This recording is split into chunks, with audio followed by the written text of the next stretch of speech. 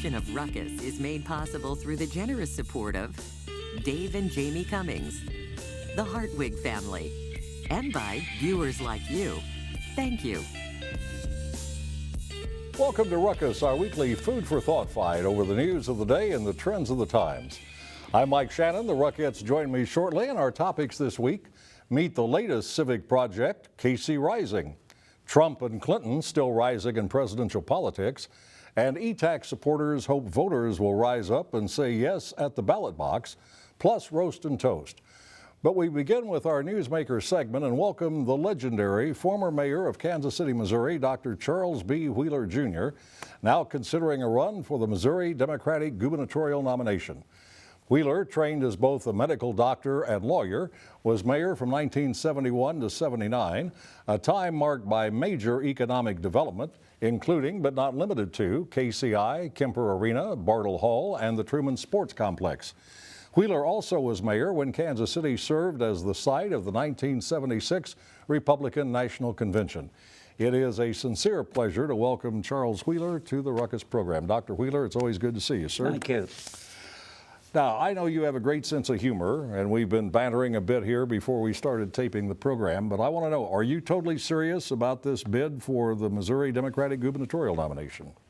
Yes, I've been down in Jefferson City most recently, and I'm aware of the fact that Monday is the next to last day I can file for governor, but I do things at the last minute after I've thought about it very carefully, and I might just spend my future years sharing my knowledge of county government, city government, and state government with the citizens of Missouri. So this is sort of the announcement of your campaign, more or less the official announcement. It is.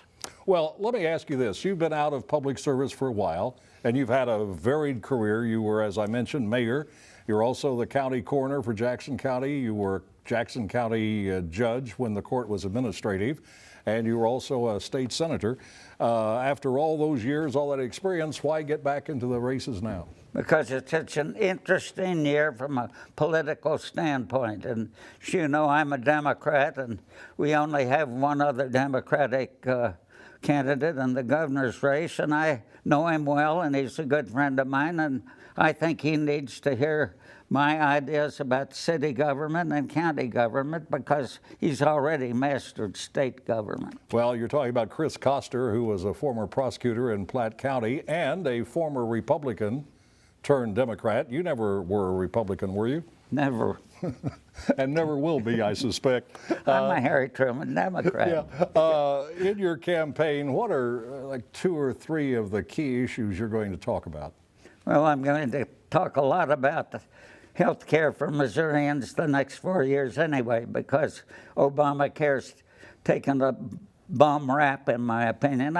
I was growing up in Kansas City and went in the Navy for World War II, and half the doctors went overseas, and they fought the Germans and the Japanese, and the medical care in Kansas City was of great interest to me because I was going into medicine, and I can tell you there's a surplus of medical care in the United States that can be used to cut down on the budget costs of health care and make it easier for all of us to live to be 114, which in my opinion is the oldest you can get. And which you plan to be, obviously, since you're now, what, 89? I'm 89, and I hope you'll come to my birthday party in August and help me celebrate, because the health care in this country has lengthened the average American's years of enjoyment steadily ever since I went to medical school. Now, I don't take full credit for all that.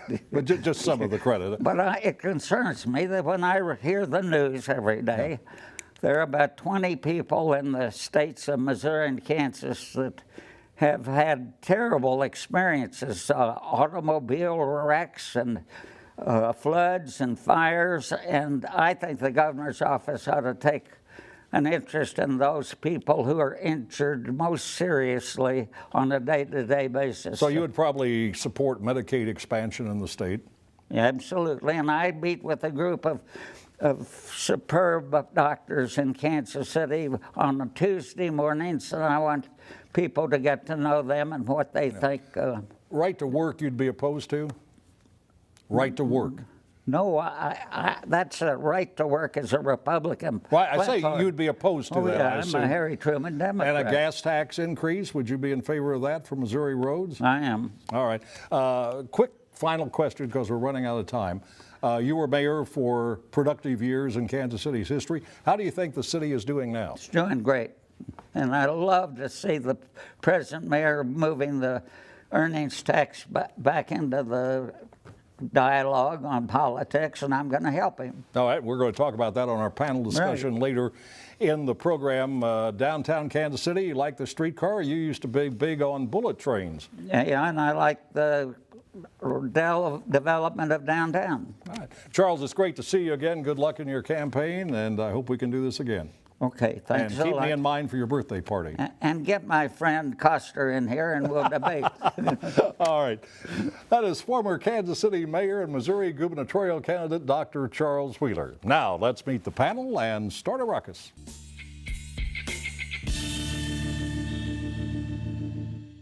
Teresa Garza is with Communities Creating Opportunity. Steve Glorioso is a media and political consultant. Jim Heater is a former city councilman and until recently, president and CEO of the Greater Kansas City Chamber. And Patrick Toohey is the field manager at the Show Me Institute, a libertarian think tank. Good to have all of you with us, and it's good for the program to be on after a couple of weeks away. What supporters say is the real thing, a genuine effort to improve the metro area's growth over the next decade, is labeled KC Rising. The goal is to catapult the metro into the top 10 of 30 so-called peer cities, defined as communities of similar size and economic makeup. KC Rising will focus on 3 areas. 1, gross regional product, a measure of goods and services. 2, high-quality jobs, jobs that require a certain level of education and pay. And 3rd, median household income. Among the groups supporting KC Rising are the Civic Council, made up of leaders of the Metro's largest companies, the Greater Kansas City Chamber, and the Mid-America Regional Council.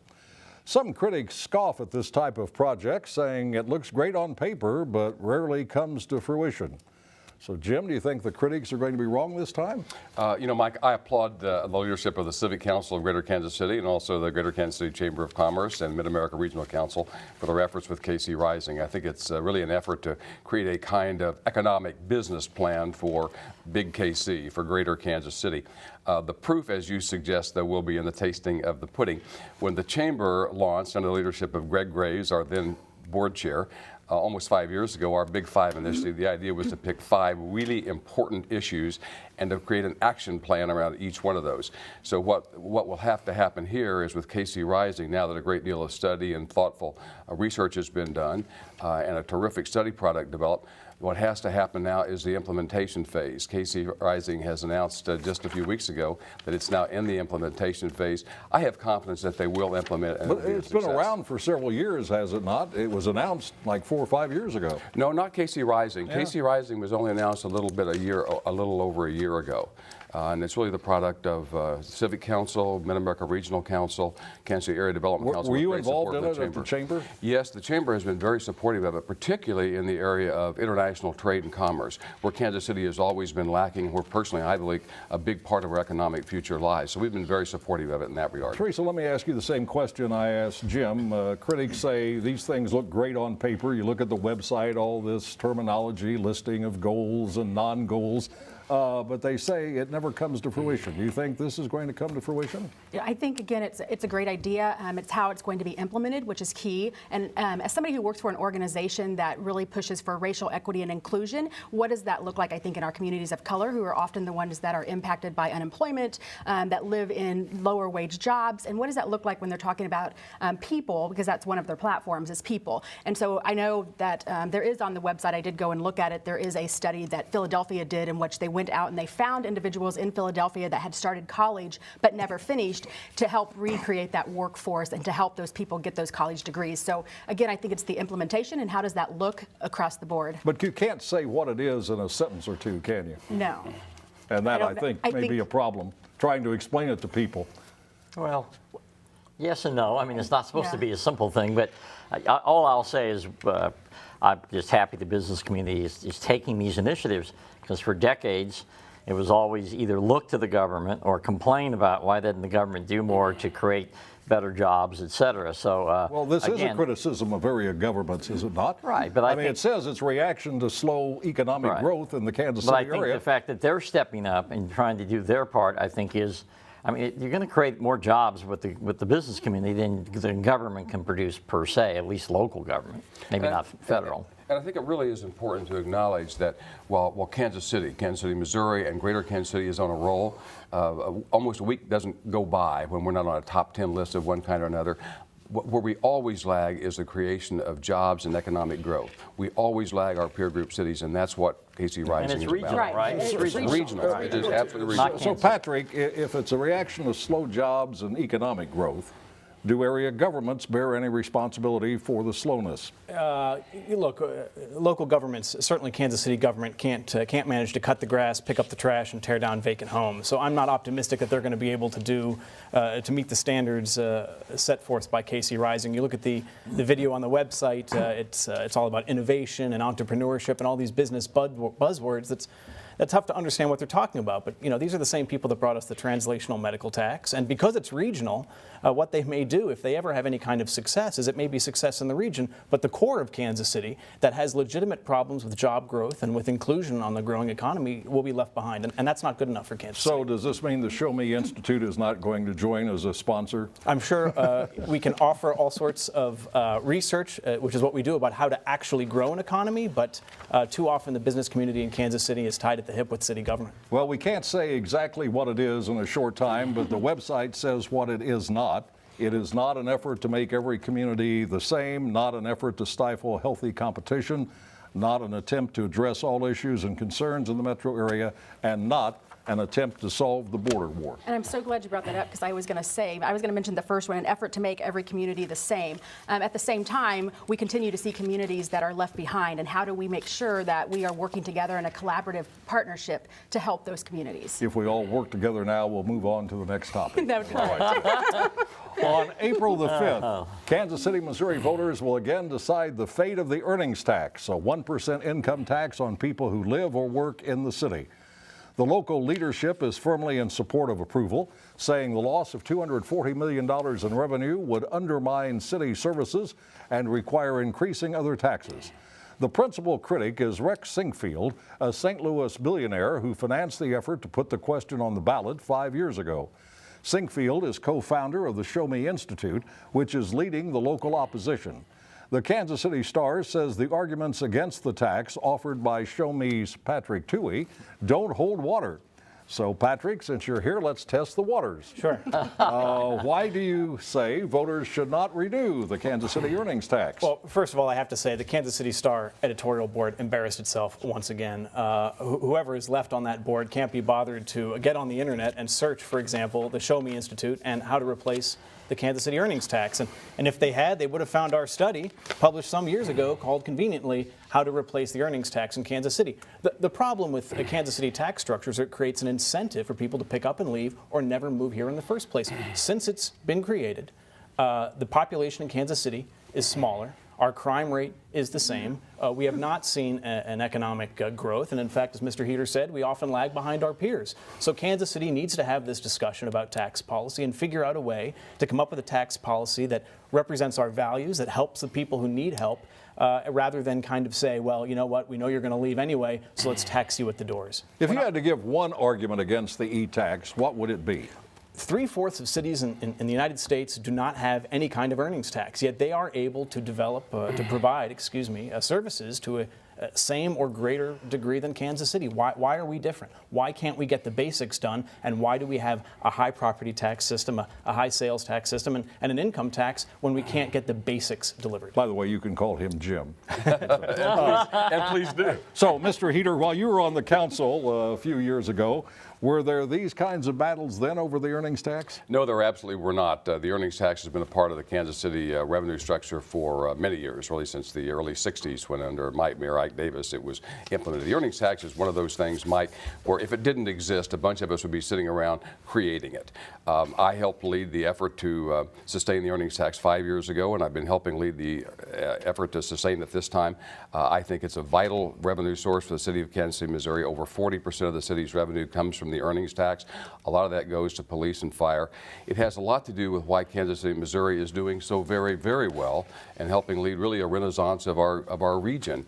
I think it's one of the, not only the fairest taxes, but probably of all the taxes I pay, and none of us likes to pay taxes, but we get what we pay for, and in this case we get a lot. It's said to be an unfair burden on people with low incomes. Do you think there should be a point below which the earnings tax does not apply? Well, it only applies to people who are actually earning income. Well, yeah, but low income earners, people who want $15 an hour and protest when they don't get it. I think probably not, for simplicity's sake. I think there are other taxes, for example, sales taxes are far more regressive than the earnings tax, and I think the earnings tax really is a fair tax for everyone who pays it. Yeah, So Steve, you get paid to promote the earnings tax, not by Channel 19, but you get paid by an organization promoting the e-tax. What are we missing? Well, not only paid, but as you know, having served Mayor Barnes, I'm certainly a strong advocate of a strong city government. This thing is so, if people would just go to the Star today, Thursday, and read Yael Abahaca's column, it pokes hole in all of the claims by the opponents, these mailers that they're sending out. They don't even have a headquarters. They don't even have a return address on the mailers. You can't find them. And that's the reason is this entire campaign is in the hip pocket of a St. Louis billionaire who's put $2 million in trying to convince us to be like Kansas. I mean, it's the same corrupt, discredited Is that philosophy. supposed to be insulting, by the way? Yeah, no kidding. Well, Kansas has but the thing is, no, Patrick, For those of us give me who my live in chance to Kansas? talk. The thing is, this is ridiculous. This is the same organization that has opposed at least 15 times I could find on the website an increase in the minimum wage. So don't cry crocodile tears for working people, Patrick.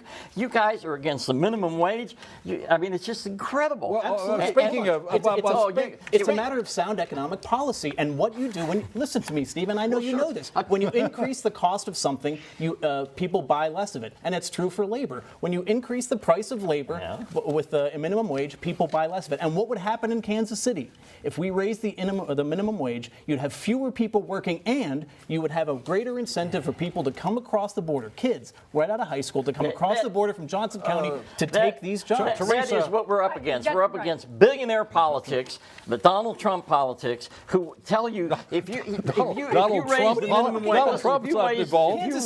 minimum wage, Teresa, how are you today? $2 an hour, I haven't had a chance to talk to you here in this segment. How $2 an hour, you right? doing? You doing okay? I'm doing great. Okay, let me I'm doing ask you great. our final question. Do you think there is any plan at City Hall in the event, albeit an unlikely event, but in the event that the earnings tax doesn't pass? That is a good question, and I do not have the answer. But I would hope that yes, No, they're but do looking you at think ways. there is one? Yeah, I would think that they're looking at options and they're trying to figure that out just in case. But I don't think it's not. I mean, I think it's going to pass. I agree with Jim. It's 40% of our budget. It covers our police and fire. It's important to the overall services that are provided in Kansas City, whether you agree that they're, at the top of their game or not. It's still relevant. And that election. And Mike, we should mention that it is a tax that has enormous support from the voters and citizens of Kansas City, Missouri. 5 years ago, we had a turnout bigger than even in the mayor's race, and we got 78% of the vote. For 4 out of 5 Kansas Cityans, including low-income wage earners, support this tax. It's also a fair tax because it causes people who live outside Kansas City, Missouri and work here to help share the cost of Kansas City, Missouri. All right, the election is April the 5th. We'll find out after that what the results are.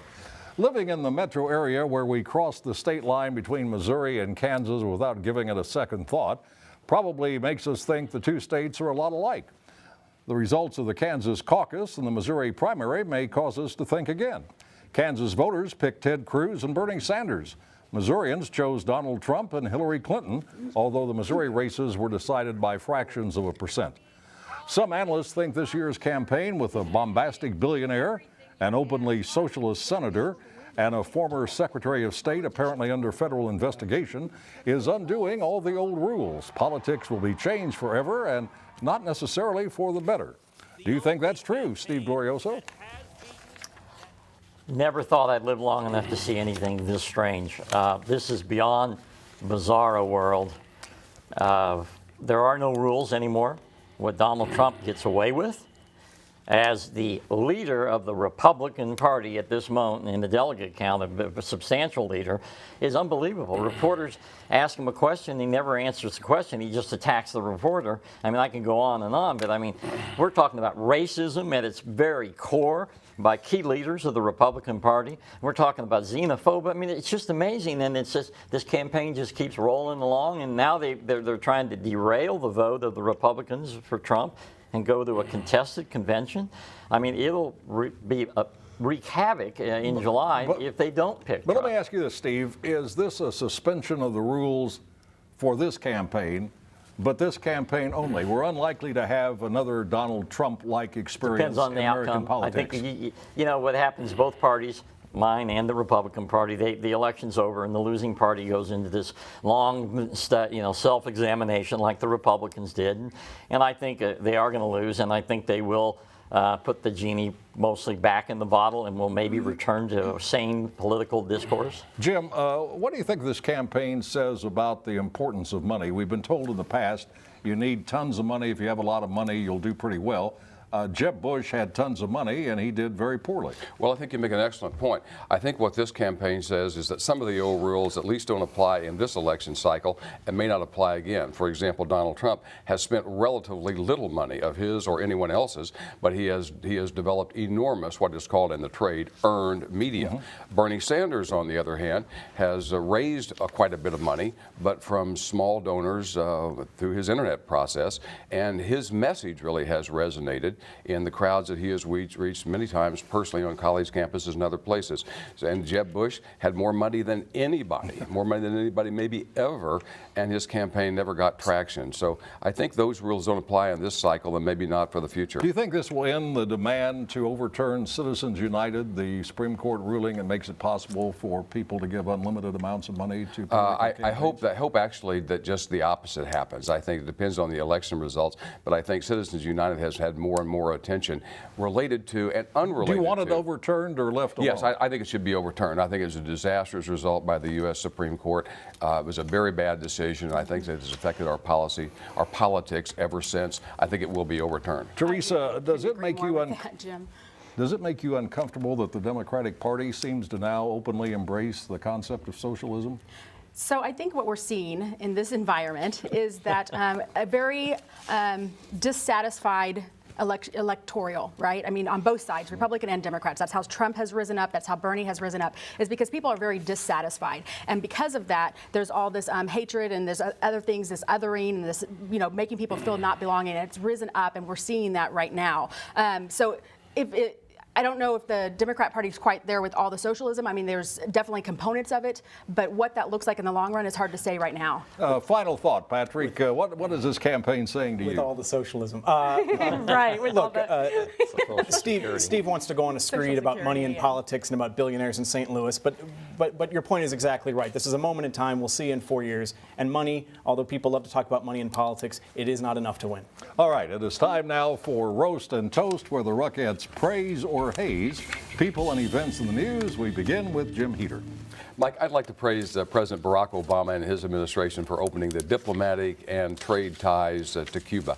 I think it's really important at all levels of government, local, state, federal, to be looking down the road at the things that are important for the next generation and the generations after that. I think this will be hailed as one of the most important things in foreign policy, certainly, that the Obama administration did, just as President Nixon's opening the door to then communist China was praised as one of the highlights of his administration.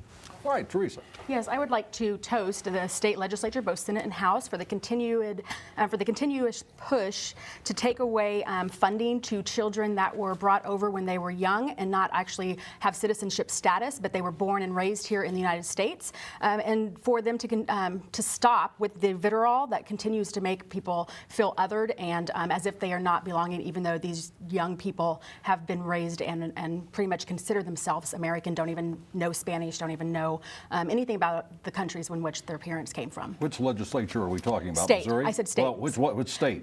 State Missouri, sorry. Usually Well, it's- Kansas has done it too. I was going They've to say, both done it. we hear criticism of both Yes, state they've both legislatures done it. pretty often. Patrick. Well, I'm very pleased to offer a toast to the Ewing Marion Kaufman Charter School here in Kansas City. A recent study of student achievement demonstrated that the students at the Kaufman School are outperforming even some of the best charter schools in Boston and New York. And it gives lie in Kansas City to the fact that the community has failed these kids, or that urban students can't learn. Forgive me.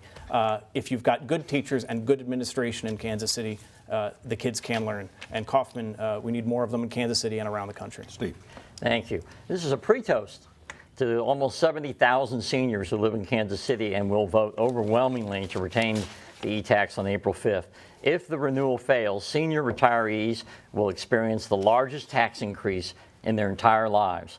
Retirees do not pay the e-tax on their Social Security or their pensions, but if the tax fails, if it's not renewed, the city will have to dramatically increase sales tax, utility tax, property taxes, and I think also the seniors will see a decrease in city services.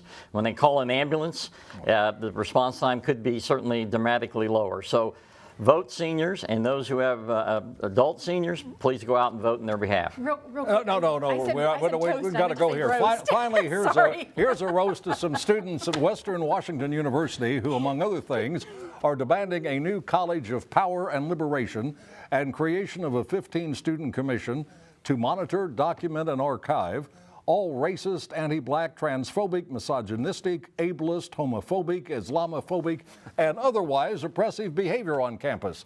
Shockingly, the apparently insensitive administration has turned down the students' request.